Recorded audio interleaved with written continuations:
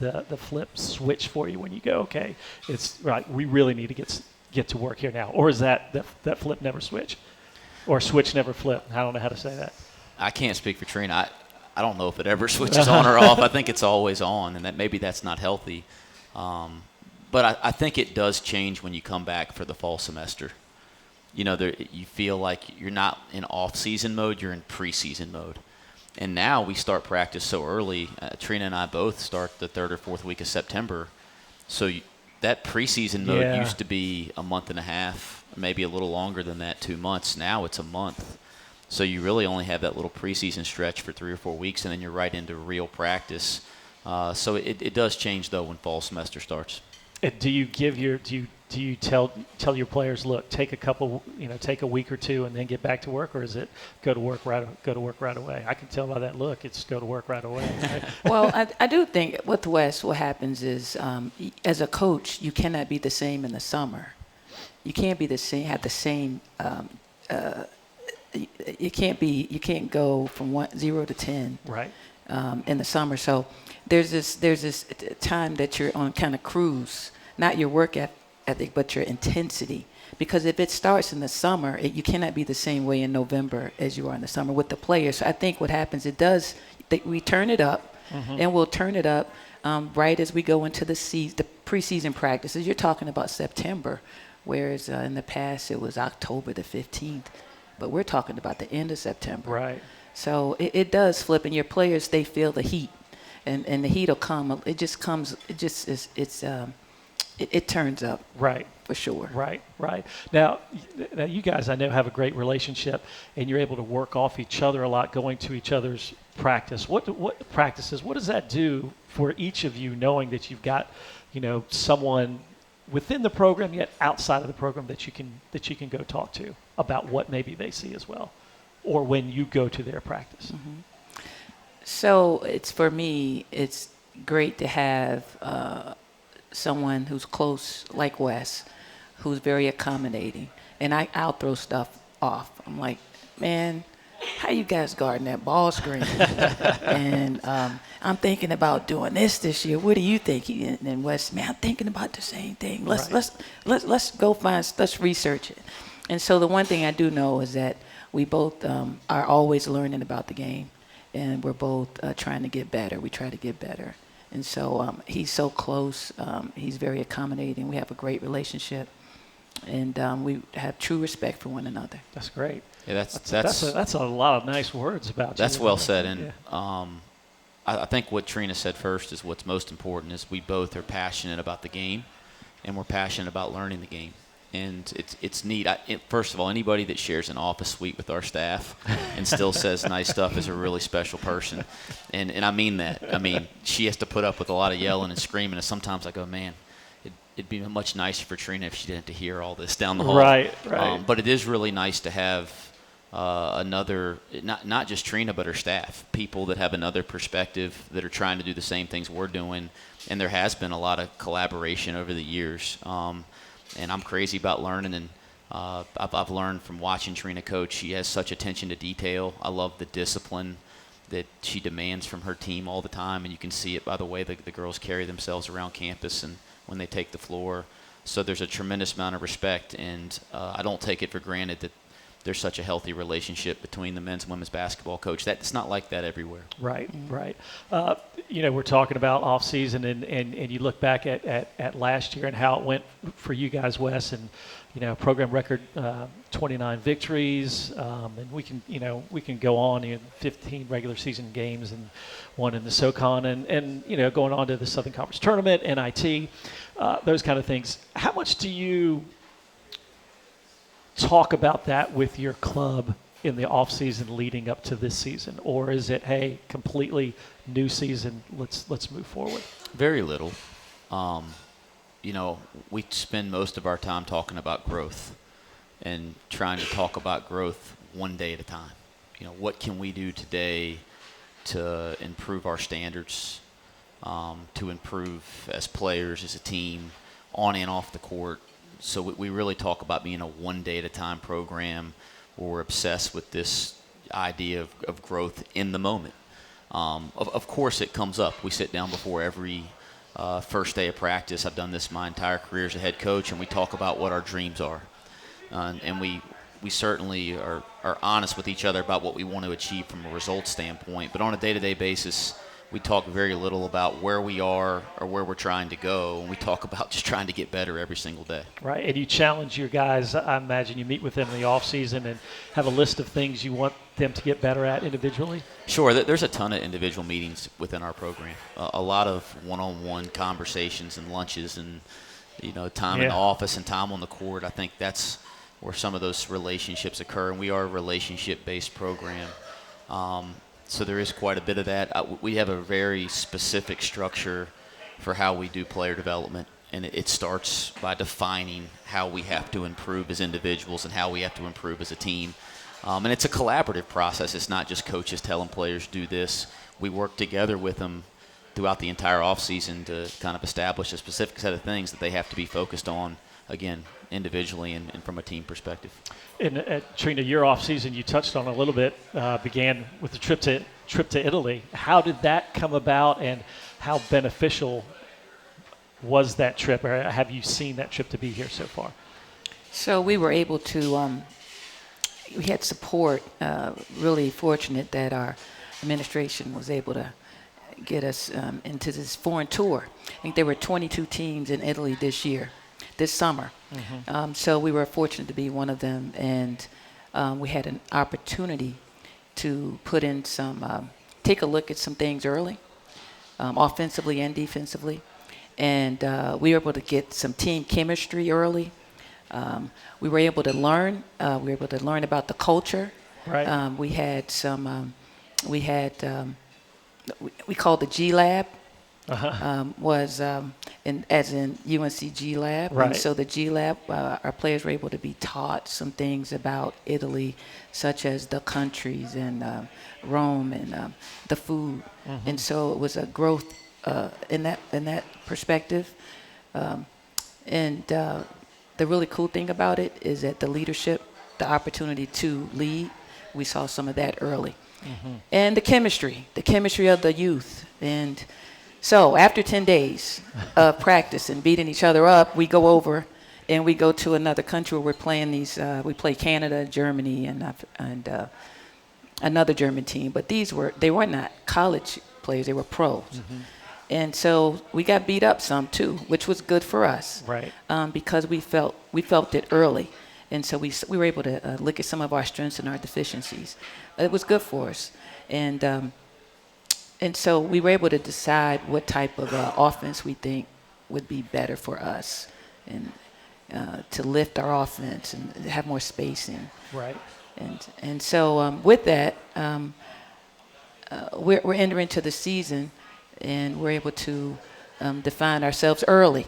It's almost like football. In football, you have your spring football, so right. You know who your quarterback's going to be in the summer. Mm-hmm. And so we're able to get some early reads. It was exciting. Uh-huh. Our team cherished it, and we saw a lot of growth. Right, able to take full advantage, much like you guys did in Spain a year or two ago. Mm-hmm. When how long ago was it? When did you guys go to Spain? It was almost over 2 years ago. Yeah, over 2 years ago, right? I agree with everything Trina's saying. For us, you get a snapshot of your team early, and it allows you to come back and address some things in the preseason that you may not have even been aware of. And then the team bonding, and Trina spoke to that as well. You just can't put a price tag on spending 10 days together in a foreign country in the summer when there's not all these other distractions going on. And then the kids, they get so much more out of it than just basketball, as you heard Trina talk about. They get perspective, they get to learn history. Right. And a lot of the kids that we've taken foreign tours with have never been out of the country. And if they have, they certainly haven't been to Europe. They might have been to the Bahamas or Canada or something like that. So it's such a beneficial thing for a college basketball team to do and for college students to do. And we're really fortunate that we've had an administration here that supported those types of experiences. And the NCAA lets you do it once every 4 years. So we'll be trying to do one here in a couple summers, so I can tell stories like Trina's telling right now. Well, if you need a play-by-play guy to go along with you, just Let me know. I'm open. So Trina, you talk a little bit about the Italy trip, and you have Nadine Solomon coming back, and you have Tasia Twitty coming back as well. Talk a little bit about what you expect first from Nadine this year. I mean, she can get you some points if she needs to, no doubt about. But maybe with this year's group, she doesn't have to score as much as she had in the past. Well, we would like. It's always comfort. It's a comfort to know that you got 20 points in your back pocket. It's just a comfort for a coach to know that you have a all-conference first team all-conference player. But that's not what we want to be built around. And she needs to get better on both sides of the floor. She's aware of that, and she wants to be better.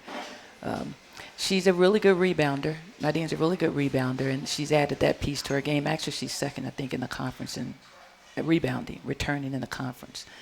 So she's working on her defensive side, and that's something we focusing on.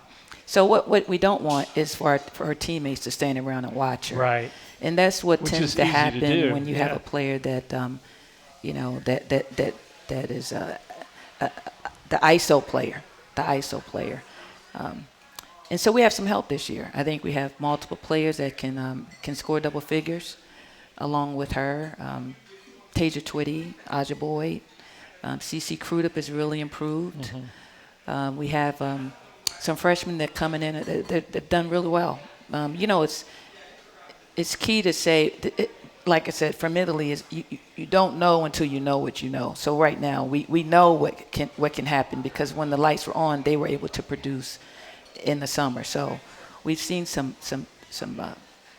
our young players do well, and we rather have 15 from Nadine and more from others than 20 from Nadine. Right. She's gonna leave if she's healthy.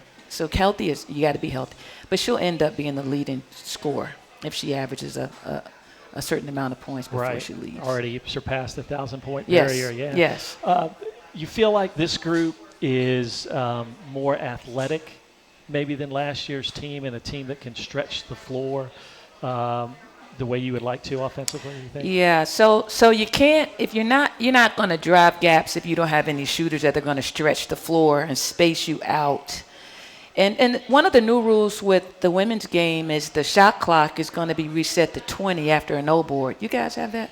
Same Did you have change. that last year? Same change? No, that's same. new. Yeah. Okay, so if you're going to get a second opportunity and you have some kids that can smash the boards like Tasia Twitty gets you 3-0 boards a game, then 20 seconds may be not enough time to just set up a whole new alignment. To run a new set. Pattern, right. Uh-huh. So we have people that can stretch the floor. So we talk about space in the floor. And we have Pernella Sorensen. And she's a transfer from junior college. She's from Sweden, 6 foot, face up forward that can stretch the floor so that we can have an opportunity to make more threes. We have to be a better three-point shooting team. And we have more shooters that can stretch the floor. And we're athletic. So we'll run some DHOs, a lot of DHOs, and some ball screen action, along with some chin alignment. And our patterns will be very similar to things that be created for athletic teams. Okay. All right. Yep. Well, sounds good. We're here at Bites and Pints, the UNCG Basketball Coaches Show, talking hoops here. And Coach, Trina mentioned she's got her 20-point scorer coming back. You're a guy who could get you buckets. Francis Alonso is playing basketball over. Where's he in Europe?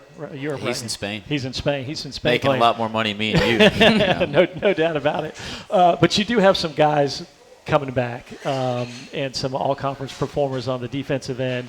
Isiah Miller, certainly James Dickey as well. But you've got to become a whole. I mean, I imagine for you, it's like, okay, we've got some of the same pieces coming back, but this is a whole new club.